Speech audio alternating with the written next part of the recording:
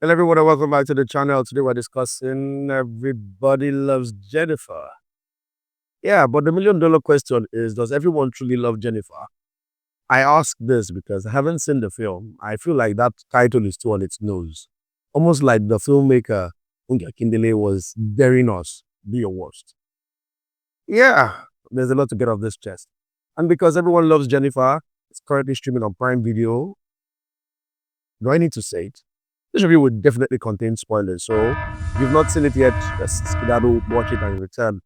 Now, the film follows the shenanigans of the titular Jenifa, played by Funke Akindele. She's been on this character for how many years now? Since 2008, I think. So that's about 17 years, and that's a long time. She's been playing this character consistently. So the film Jenifa 2008, then there was Return of Jenifa, and then there was the series that sort of made it very, very, very popular, Jenifa's Diary, that started in 2015. So it's been a long time coming. Funke Akindele has, in fact, Funke Akindele is synonymous as Jenifa. It's very common to see Funke hyphenated Jenifa Akindele as the actress filmmaker's address.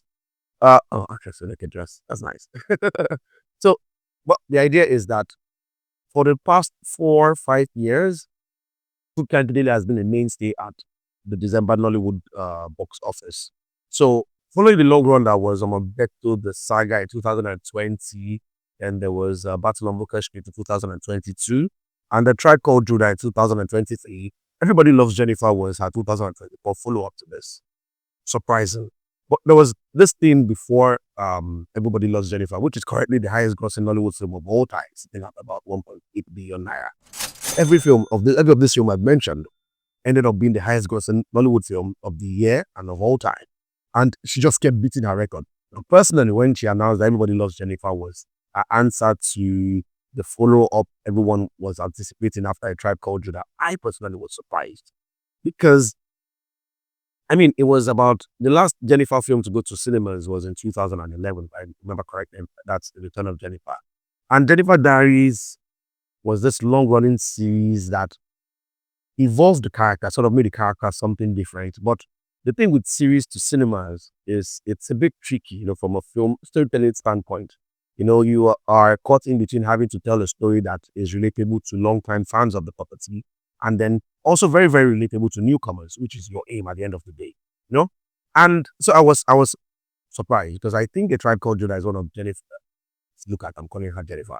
Now, I think A Tribe Called Judah is one of Funke Akindele's best films ever, from a storytelling perspective, even though very much the story feels as generic or formulaic as most of our other ones, but I think it's her best outing. For some reason, it worked better than a lot of the others.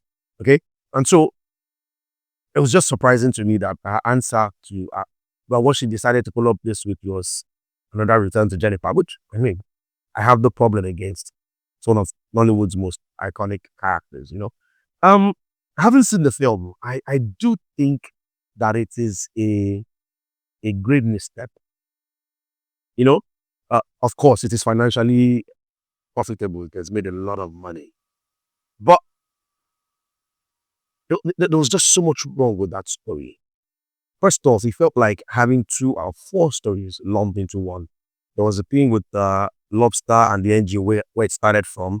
There was a thing with domestic violence between Lobster and his wife. And the next thing we find ourselves in Ghana, and then we are caught in between drug. It just felt like a lot. It felt like a lot of episodes for Jenifa Diaries just lumped into one movie. And what you get in return was a viewing experience that was just not optimal. It wasn't the greatest. It wasn't great. Sorry. It wasn't a good one. I was confused a lot of the time. And Jenifa, Everybody Loves Jenifa is just not a good film. Now, it's very funny because for the highest grossing Nollywood film of all time, you'd expect something that really stands out as a piece of art. So it gets very, very conflicting when this offering, which everyone expects Jennifer to be her own record in this year, she's done all this while, But it's funny when you think about what is the best film of 2024 from Nollywood. That title that you mentioned also is a contender for one of its worst films.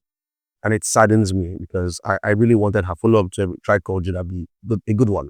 And her decision to go back to that property of Jenifa I felt, okay, maybe there was a good story to build there, but we had a lot of scenes that were unnecessary, a lot of scenes that felt like, we have money for production, let's just splurge and see what we can get away with. And so at the end of the day, I was just not impressed. I did not have a good time with this. But yeah, let me know, have you seen Everyone Loves Jenifa or Everybody Loves Jenifa? I just keep watching Bible. What the heck? Doesn't matter. But if you see it, let me know what you think in the comments. Do you agree with my review or my thoughts? Let me know as well. You think I'm being too harsh because this film, come on, it's slapstick, should not be taken seriously. Why are you thinking I'm critiquing? Whatever the case, let me know in the comments. Like, share, subscribe, and as always, I'll see you in the next video.